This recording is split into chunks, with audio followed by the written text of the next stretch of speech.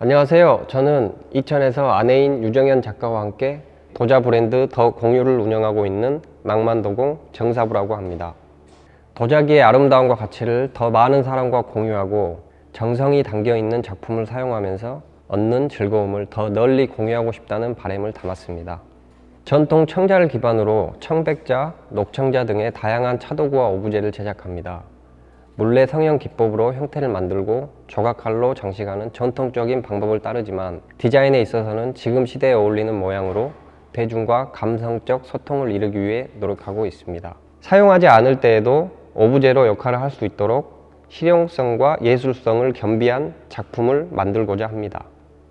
시간이 오래 걸리더라도 직접 손으로 만들고 조각하여 이로부터 느낄 수 있는 수공예의 아름다움과 가치를 전하고 싶습니다. 작은 찻잔이라도 아까워서 못 쓰겠네, 작품이네요 라고 칭찬해 주시면 저희의 뜻이 잘 전달된 것 같아 뿌듯합니다. 완성된 작품들을 함께 두었을 때의 조화도 중시하는 편입니다. 제가 보여드릴 작업은 세계 최고의 기술, 우리나라만의 독창적인 장식 기법인 청자 상강기법입니다. 그럼 저와 함께 상강기법 문양 장식에 대해 알아보겠습니다.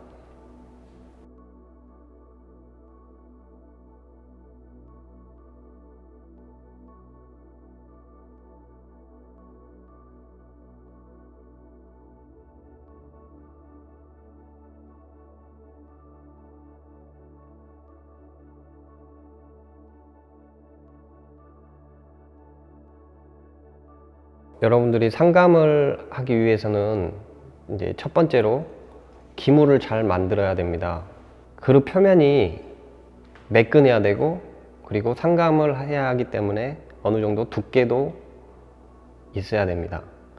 하지만 너무 무거우면 안 되겠죠? 너무 무겁지도 가볍지도 않은 기물을 한번 만들어 보겠습니다. 먼저 흙을 붙여 볼게요.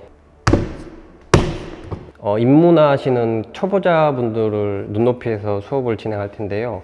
놓고 가장 중요한 것은 흙을 중앙에 놓는 거예요. 그래야지 똑바로 된 기물을 편하게 만들 수 있기 때문에 항상 중앙에 놓고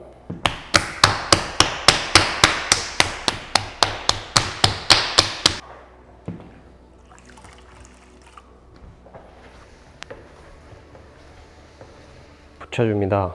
그리고 물을 고르게 적셔주고,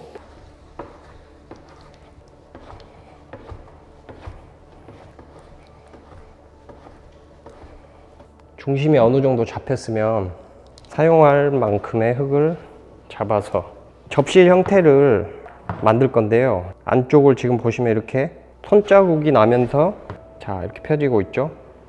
자 이렇게 굴곡도 있고 이런 슬립도 있고, 자 이런 상태로 건조가 되면 상감을 하기 아주 안 좋아요. 그래서 이 기면을 뭐 나무해라 아니면은 뭐 고무해라 이런 걸 이용해서 이 안쪽을 깨끗하게 만들어 주는 게 상감을 하기 편한 기물을 만드는 방법인데요. 자 여기서 조금 더 펴볼게요.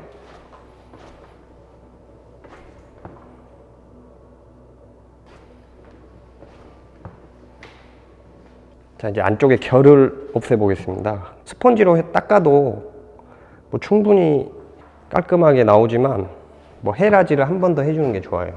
바깥에서 안으로, 안에서 바깥으로 뭐 편하신 대로 하면 되고요. 살짝 받쳐주고 헤라로 정리를 한번 해주는 겁니다.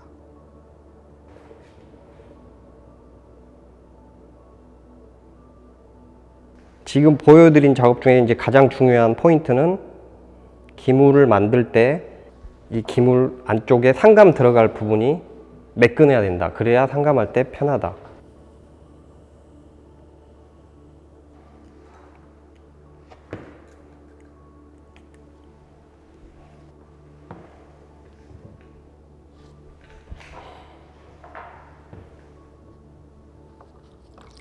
네, 이렇게 해서 간단하게 성형 과정을 마쳤고요.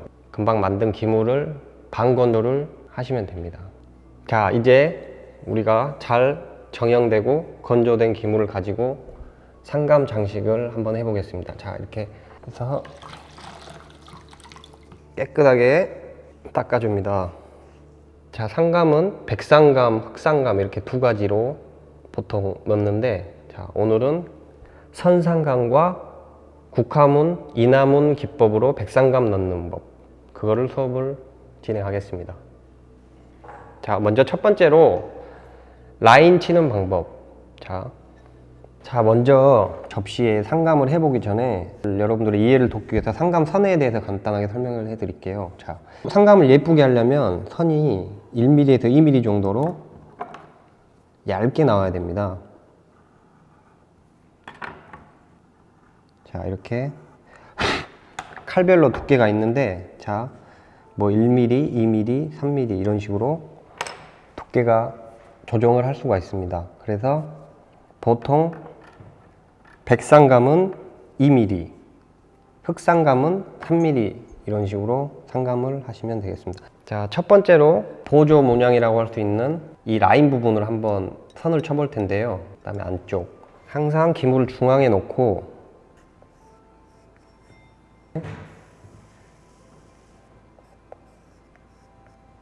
이 부분에 국화 상감이 들어갈 거고요.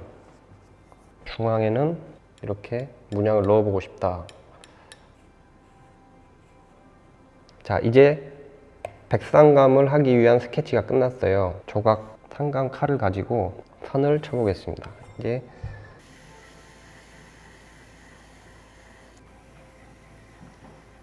이제 국화 인화문 도장을 사용해서 이 중심 문양인 국화 문양을 한번 찍어 보겠습니다.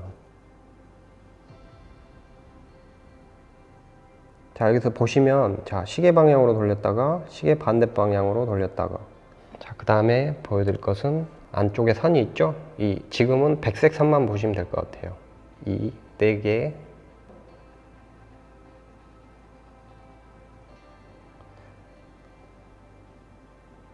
다음은 이 보조 문양이 동그라미 연속 문양을 찍어 볼 거예요. 아까랑 똑같아요. 시계 방향이든 시계 반대 방향이든. 자, 먼저 상감 할 때는 붓도 중요하다고 할 수 있는데요. 이 붓은 약간 거친 붓이에요. 이것은 약간 부드러운 붓. 거친 붓으로 한번 넣어줍니다. 이게 홈이 있기 때문에 안쪽에 상감을 넣어준다는 느낌으로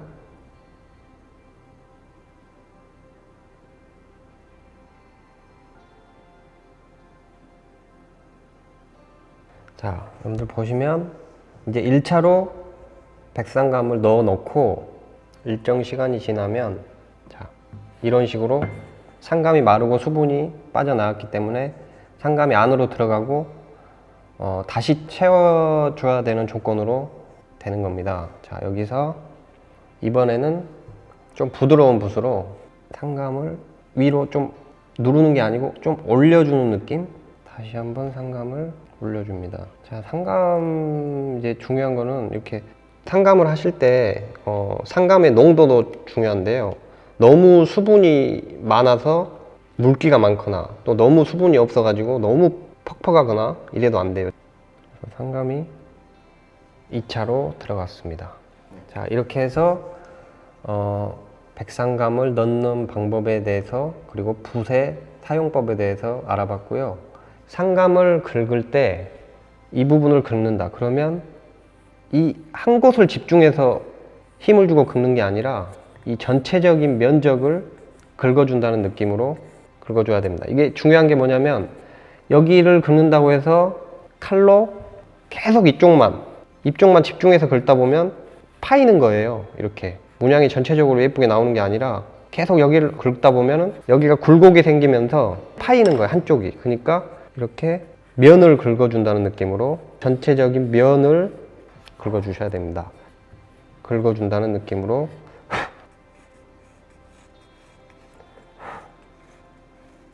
백색 상감이 지금 선과 그 다음에 국화 문양이 잘 들어간 모습이고, 뭐 스펀지나 이런 걸 활용해서 깨끗하게 다듬어 주시면 됩니다. 자, 이렇게 해서 오늘 성형된 기물에 백상감 장식을 해봤고요. 여기서 2차로 흑상감 장식을 해서 초벌, 재벌 과정을 거치면 청자가 완성이 된다고 할 수 있겠습니다.